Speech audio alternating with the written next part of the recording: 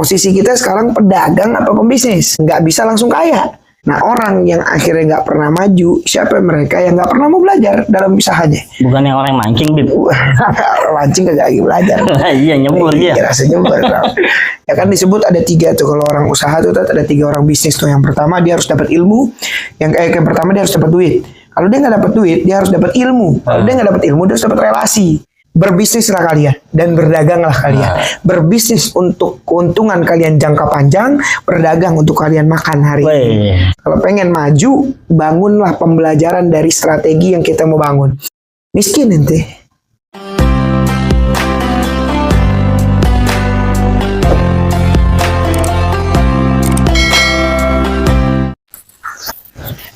Assalamualaikum warahmatullahi wabarakatuh. Abang None, cangcingnya Babe yang ada di 5 tanah Betawi dan terkenalnya. Dari Sabang sampai Merauke, Tanah Abang, Rawa Bangke, orang-orang bumi, pecinta channel Orang Langit. Malam ini saya kedatangan tamu di Villa Rajak, istananya Orang Langit. Nah, jauh-jauh. Habib Syarif bin Syahab. Masya Allah. Mau bayar utang konten katanya. Yang paling kagak jadi. Ya, Sehat. Tengah malam gitu. Dikunjungin Mas mantap berkah. Gimana? Kebetulan antum kemari. Emang niat kita mau bikin konten bayar utang. Temanya ngikutin bab pertama aja kali, Bib. Silakan.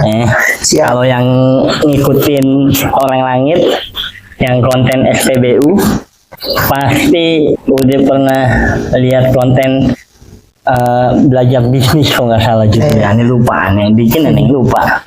Insya Allah kita malam ini ngebahas tentang yang berkaitan dengan bisnis, Bib. Gimana itu? Contohnya ada satu permasalahan kayak orang usaha nih, Bib. Jatuh bangun. Kan hati galau tuh, Bib. Ragu buat ngelangkah lagi. Apa enggak nih? Langkah lagi apa enggak nih? Enggak. Kayak keder gitu. Iya. Kira-kira apa, Bib? Buat orang-orang bumi, sarannya gitu, Bib, yang bisa nguatin hati, tekadnya biar bisa tetap terus bangkit dalam bisnis. Alhamdulillah. Jadi begini, Ustaz. Kalau berbicara bisnis itu pasti kan jatuh bangun lah. Bukan ngejejat, bukan. Wah, ada, jadi nggak ada tuh bisnis yang ibaratnya lurus, nggak ada. Itu namanya disebut bisnis, itu pasti jatuh bangun. Betul. Nah, biasanya penyebab jatuh bangun itu karena orang itu nggak sadar di mana letak kesalahan dia, makanya Allah suruh dia banyak belajar. Orang kalau belum pinter disuruh banyak belajar. Setelah dia banyak belajar baru nanti dia pinter. Bagaimana dia bisa mau pinter bisnis kalau dia nggak pernah belajar? Makanya dikasihlah pembelajaran di dalam usahanya. Naik turun jatuh bangun biar dia banyak belajar. Nah, orang yang akhirnya nggak pernah maju, siapa mereka yang nggak pernah mau belajar dalam usahanya? Bukan yang orang mancing, Bib. Mancing kagak lagi belajar. Iya, nyebur dia. Rasanya gitu. Jadi kalau dia mau belajar pasti dia akan paham langkahnya. Makanya orang kalau gagal di bisnis itu bukan buka bisnis baru, bukan. Ya, orang yang gagal di bisnis kalau dia buka bisnis baru berarti dia harus belajar lagi dari awal. Gitu. Makanya kalau bisnis itu dia harus pelajarin, jatuh, dia mulai bangkit lagi, rapiin lagi, evaluasi lagi. Bahkan kita pernah dapetin ada orang tuh 10 kali gagal, itu 1 kali yang bisa berhasil, tapi kalau dia tidak pernah belajar dari yang 10, yang 1 pun nggak akan pernah ada sampai kapanpun. Gitu.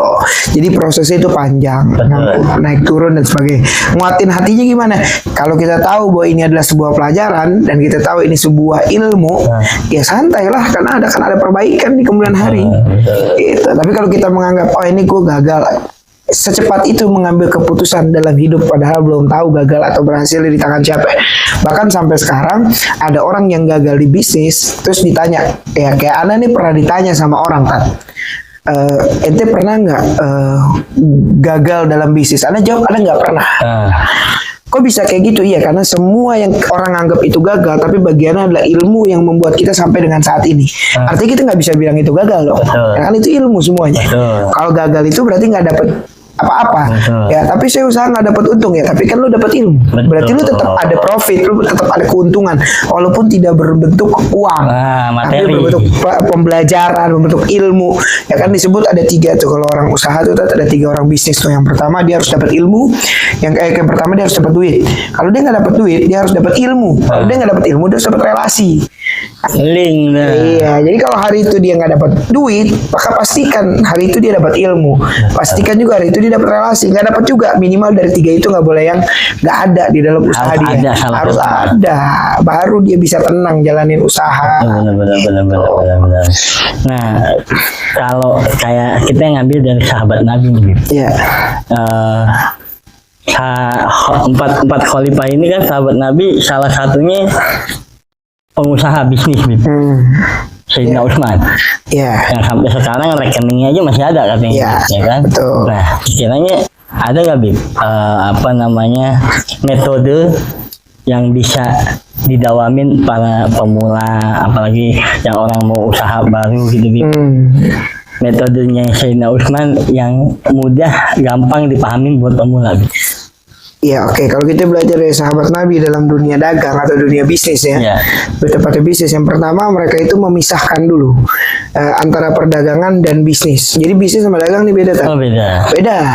Kalau dagang itu kita jualan langsung dapat untung, untungnya bisa kita pakai. Namanya dagang. Pedagang. Kita jualan roti dapat untung 2.000 perak, iya. 2.000 bisa kita pakai. Tapi kalau bisnis nggak bisa.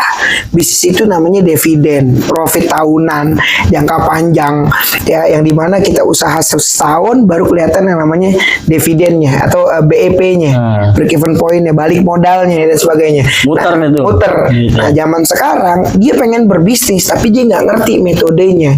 Dia samain seperti orang berdagang. Iya jelas beda. Nabi Muhammad SAW itu awalnya seorang pedagang, lalu naik levelnya seorang pebisnis. Betul. Itu maka metode-metode yang dipakai adalah bagaimana kita bisa membagi dulu posisi kita sekarang pedagang atau pembisnis. Kalau kita sekarang pedagang, maka silakan nikmati profit yang ada dari penjualan langsung, gitu. Tapi ingat, nggak bisa langsung kaya. Tapi kalau kita pembisnis berarti jangka panjang, itu kayaknya pun juga panjang, prosesnya juga panjang, keuntungannya diambilnya di akhir bukan di awal. Makanya orang yang bisnis itu sakit jatuh bangun karena dia nggak bisa dapetin duit sekarang. Karyawan terima gaji dia nggak, nah, karena dia lagi berbisnis. Nah kita lihat kita di posisinya apa. Nah Sayyidina Utsman bin Affan itu dia sahabat Nabi yang kalau kita belajar ya Sayyidina Utsman itu seorang pembisnis yang nggak kaya yang kita bayangin. Kalau yang kita bayangin kayaknya hebat banget, udah kaya, duitnya banyak, rekeningnya mengalir dan sebagainya. Tapi kalau kita pahamin proses dia menuju jadi kekayaan itu jatuh bangunnya luar biasa. Benar. Ya prosesnya panjang sampai beliau punya rekening yang unlimited lah, bahasanya banyak luar biasa. Itu nggak setahun 2 tahun terus jadi sahabat Nabi habis jadi kaya, enggak. Mereka melalui proses yang panjang juga. Sayyidina Utsman di balik keuntungan yang banyak, beliau juga punya kerugian yang banyak. Pasti ada. Pasti ada. Itu namanya sebuah bisnis yang beliau jalankan, gitu. Dan apa yang bisa diambil dari sahabat Nabi ini, Sayyidina Utsman, beliau punya strategi. Maka orang berbisnis itu punya strategi. Dan strategi itu diambil dari pembelajaran. Jadi kalau sekarang usaha-usaha kita nih beda-beda masing-masing. Kalau pengen maju, bangunlah pembelajaran dari strategi yang kita mau bangun. Hari ini kita gagal, atur strategi lagi, bikin plan keduanya, bikin plan ketiganya. Orang kalau hidupnya berkah selalu mengatur strategi. Jangan bicara duit deh. Kita bicara nih dari 3 Raksa sampai Depok itu duit semua isinya. Ya, dari 3 Raksa sampai Depok itu isinya peluang semuanya. Kipas angin aja bisa jadi duit, bukan dijual, tapi tahu-tahu oh ini bisa begini, ini bisa begini, ini bisa begini. Kenapa? Dia berstrategi dengan apa yang dia jalanin. Bukan dagang A nggak laku, cari lagi dagang B. Ini ibarat orang naik gunung udah jalan dikit nggak cari gunung lain dia nggak akan pernah nyampe ke titiknya gitu. Berarti bukan karena konsep dari Sayyidina Utsman aja, artinya konsep dari Sayyidina Utsman aja belum tentu bisa dijalanin di bisnis kita masing-masing. Beda-beda, semua bisnis itu beda-beda masing-masing. Cuman kalau mau ngambil ibrahnya, mau ngambil pelajarannya, harus yang paling hebat itu Nabi Muhammad SAW itu beliau ngajarin dalam dunia bisnis itu adalah berstrategi. Bahkan Anda selalu bilang juga mengenai Instagram di mana banyak orang gue pengen dagang cara Nabi. Emang lo tahu dagang Nabi gimana? Nah, itu. Kan begitu. Iya. Oh Nabi itu dagangnya jujur. Jujur itu sifat. bukan strategi. Betul. Ya, tapi kalau kita belajar cara dagangnya Nabi, Nabi jadikan kejujuran itu bukan sekedar sifat, tapi personal branding. Oh, iya. Itu sampai mereka itu rela rugi demi beli sama Muhammad. Yang mahal Rela itu rugi beli sama Muhammad. Kenapa? Ada personal branding. Jadi kejujuran itu bukan sifat doang, tapi personal brandingnya Nabi. Sehingga kalau beli sama Nabi, mereka rela rugi. Maksudnya gimana? Gak apa-apa dah gue lebihin, yang penting gue belinya sama Nabi. Gak apa-apa harganya lebih mahal, yang penting belinya sama Nabi. Benar. Itu personal branding yang dibangun oleh Rasulullah SAW dalam usaha. Makanya zaman sekarang kalau ente dagang cuman modal jujur, miskin ente. Karena ente nggak ngerti jujur yang dimaksud Nabi itu seperti apa, yang dibangun Nabi seperti apa. Makanya kalau kita belajar cuma setengah-setengah dalam ilmu bisnis, ilmu dagang, yang ada apa kita merasa perdagangan Nabi ini yang bikin kita jadi nggak bisa untung. Betul. Padahal bukan nggak bisa untung, kita belajar cuma setengah. Tahu ujung-ujungnya malah nyalain Nabi. Nah, gue udah ngikutin dagang Nabi tapi gue nggak Masih kaya. begituan. Padahal gue udah jujur tapi malah rugi. Ya bukan, kejujurannya juga nggak ngerti seperti apa. Dagang Nabi nggak ngerti seperti apa. Gitu. Kadang kita perlu modal. Nabi pakai modal nggak ada? Nabi nggak pakai modal pribadi. Nabi diinvest oleh Khadijah. Ya, Khadijah taruh duit modalin Rasulullah SAW, modalin Nabi. Pertanyaannya, sekarang ada nggak mau invest sama kita? Susah cari investor, susah cari duit, kan begitu? Cari pemodal. Lihat bagaimana cara Nabi mendapatkan investor. Kita belajar. Jadi Nabi itu kalau misalnya bisa bahasa kita sekarang nih, antum jadi investor aneh nih. Amin. Ya, antum taruh duit di usaha aneh. Amin. Begitu antum taruh duit di usaha aneh, ya, sekali aneh untung nih, misalnya aneh jualan air harga 10.000, aneh jual 15.000. Ya, keuntungan 5.000, antum dapat 30.000, aneh dapat 20.000. Sekarang aneh rubah, aneh dapat 5.000, ente dapat 45.000. Ente kira nggak? Mbak-mbakan. Ente mau naruh duit lagi gak? Iyalah. Itu cara polanya Nabi SAW. Makanya Khadijah tuh naruh duit banyak sama Nabi, karena Nabi pinter berstrategi. Nabi ambil untung dikit, yang naruh duit Nabi kasih untung yang banyak, biar girang. Dimodalin lagi. Kalau kita kan sekarang nggak gitu, yang naruh duit jangan banyak, sedikit aja. Karena ada yang capek. Bawaannya curiga nih kalau zaman sekarang. Itu gitu. Ya, begitulah kita belajar. Wah, dalam sekali. Ya, artinya berarti harus kita bedain dulu nih, Bib. Kita pahamin dulu bedanya dagang sama bisnis. Betul. Kalau emang kita udah paham paknya nih, insya Allah sih tinggal ya harus tahu aja. Makanya kalau anak saranin buat teman-teman semuanya, berbisnislah kalian dan berdaganglah kalian. Berbisnis untuk keuntungan kalian jangka panjang, berdagang untuk kalian makan hari ini. Gitu. Tengah malam. Iya. Jadi kalau kalian mau ambil profit, kalian mau ambil keuntungan, ambillah dari dagangan kalian. Tapi kalau kalian mau ambil keuntungan, bisa beli mobil, bisa beli rumah, silahkan ambil dari dividen keuntungan tahunan kalian dari jangka bisnis. Panjangnya. Jangka panjang. Itu baru bisa berkembang, baru bisa maju. Anda pernah dapetin satu orang jualan warung kopi, ya kan? Setiap hari Anda bantu buat bawa pembeli ke warung tersebut, bawa pembeli. Begitu sebulan dia bilang, "Beb, Anda nggak ada untungnya."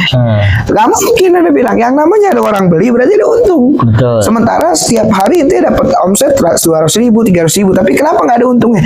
Jawabannya untungnya ente dipakai di awal. Makanya sampai kapanpun nggak akan pernah bisa maju. Ya kalau udah melakukan hal itu udah fatal dalam dunia bisnis, nggak bisa.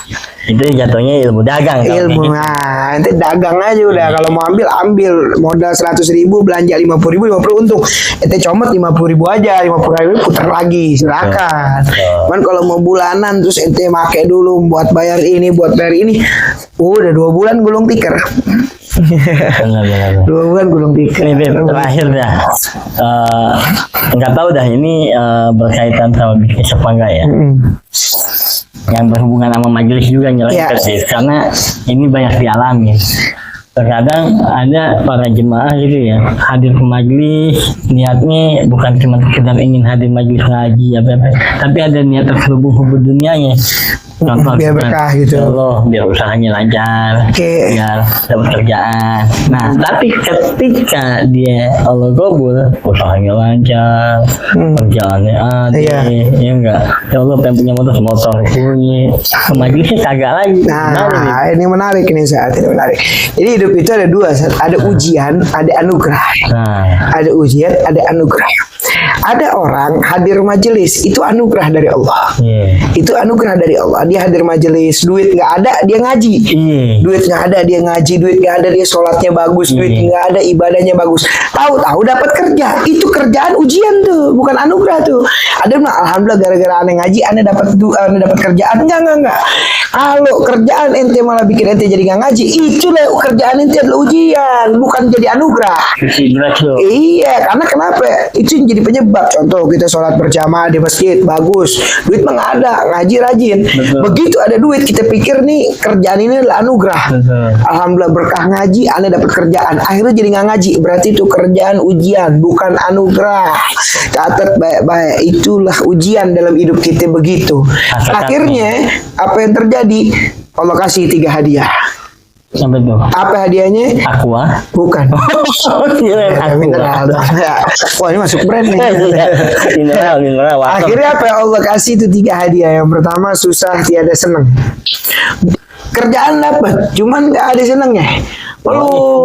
Sumpah aja. Terus yang kedua sibuk tiada henti. Sampai ngaji nggak sempet, sholat nggak sempet, jadi makin sibuk, bukan malah dapat kerjaan makin enak waktunya luang, makin sibuk, ya kan?